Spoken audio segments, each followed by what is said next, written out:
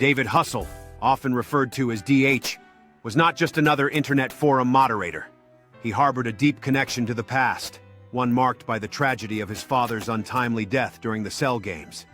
David's childhood was intertwined with memories of his father, a passionate reporter whose life was cut short, leaving David to carry the weight of their shared dreams in a world of chaos. Meanwhile, Chris Hustle, David's sibling and a brilliant scientist, had dedicated his life to uncovering the secrets of the original Cell, hoping to revive the darkness that once terrorized the world. With dreams of resurrecting Cell, Chris set off in the old van, a vehicle steeped in history, towards a mountain that held the key to secrets buried long ago. As Chris entered the bunker, he felt a mix of trepidation and excitement, discovering a trove of forgotten technology that could either lead him to his goal or to peril. Determined to reclaim this lost piece of history, Chris began the laborious task of cleaning the bunker, meticulously documenting everything as he envisioned the potential it held. Upon returning home, Chris was met with the harsh reality of his financial struggles, the eviction notice a stark reminder of the weight pressing down on his dreams. Just then, a glimmer of hope appeared in the form of a voicemail from Dr. Gero, stirring a mix of anticipation and anxiety within Chris as he considered the implications. On Monday morning, Chris decided to take the bus instead of his van, focusing on the possibilities that awaited him at Capsule Corp, determined to seize the chance for a fresh start. Arriving at Capsule Corp, Chris felt a wave of excitement wash over him, stepping into a world filled with technologies that mirrored his aspirations. As Chris waited in the lobby, his mind raced with possibilities, weighing his dreams against the reality of the job that could change everything. Breaking his train of thought, the receptionist handed Chris a clipboard, while Dr. Gero descended the stairs, ready to usher Chris into an important chapter of his life. In that pivotal moment, Dr. Gero confirmed Chris's hiring, lighting a spark of hope as the weight of uncertainty began to lift from Chris's shoulders. As Chris stepped out of Capsule Corp, the envelope containing his advance payment in hand, he couldn't help but feel uplifted by the lively atmosphere of camaraderie and hope that surrounded him. With renewed confidence, Chris approached his landlord's office, ready to pay his rent, transforming the earlier worry into a moment of triumph. After securing his home, Chris contacted a small construction company, sharing his ambitious plans to restore the bunker into a functional lab while maintaining its stealthy appearance.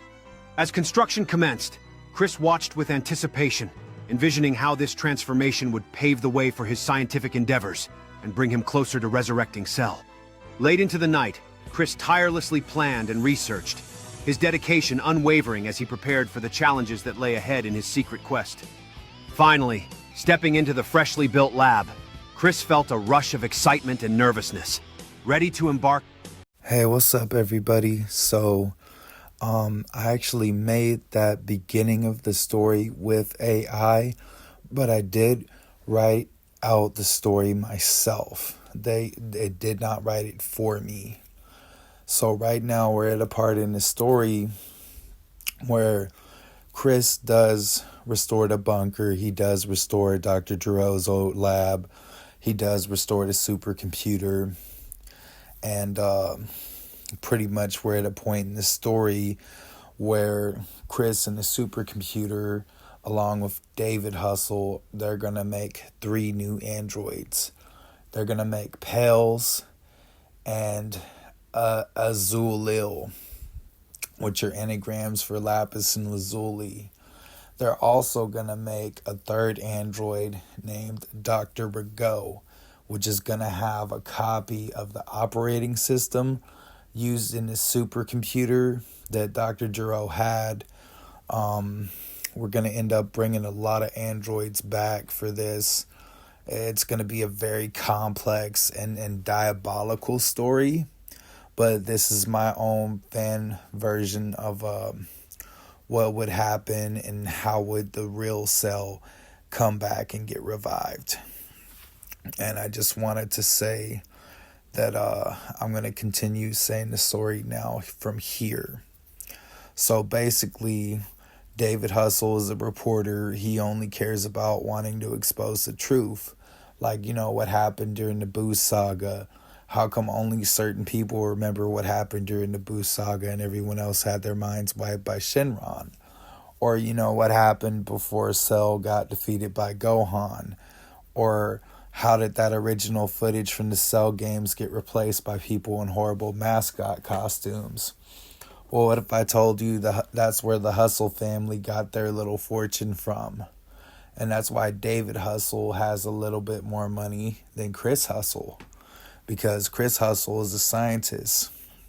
Now, the pictures in the background, or in these pictures right here, are actually what the androids are going to look like, and that's Dr. Gero right there. They're gonna be biological androids, except they're not gonna have combat capability. So these girls are gonna load up the vans.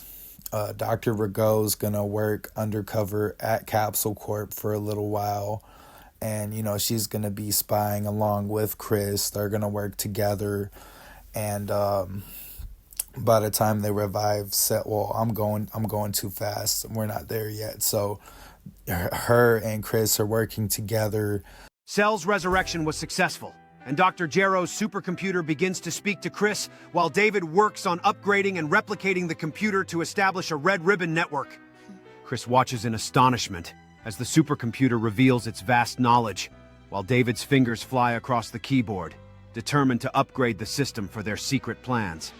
As the supercomputer showcases invaluable information from the Red Ribbon Army's history, David meticulously works to integrate the old technology with his new design, bringing the past into the future.